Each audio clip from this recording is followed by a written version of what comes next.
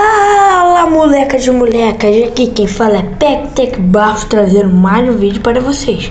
E bom, pessoal, hoje eu vou ensinar como pegar server. Você precisa do MCP, Modo Locator.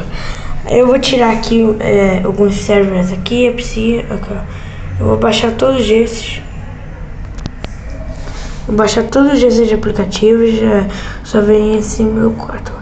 Aí entrou no seu local, tá bom. Bota em política, aí vem em server.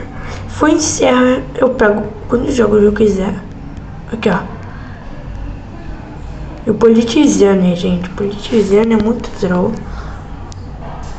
Eu venho aqui, tá beleza. Eu tenho Minecraft. Tá, peraí. Bugou, é porque eu não tenho que tirar o Minecraft, só quando pegar.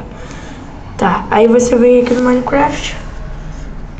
E pronto, quanto serve para você jogar. Então eu só vou dar uma demonstração. Eu vou entrar num server aqui que se chama Lifeboat. Se eu não entrar, tá entrando.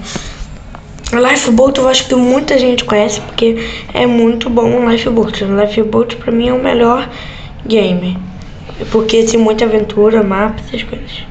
Aqui esse aqui é o Lifeboat, tem pouca gente porque eu já tô começando o vídeo de manhã. Então tá aqui. Então galera, curtem esse vídeo, é só uma demonstração. Aí para apertar em join, não precisa quebrar a placa, é só achei aqui, ó, join, e só tocar que vai. Então esse foi o vídeo de hoje. E tá o Guk. Cadê meu amigão, uai? Gente, então esse foi o vídeo de hoje. Curtam o canal e fui! Tchau, galera!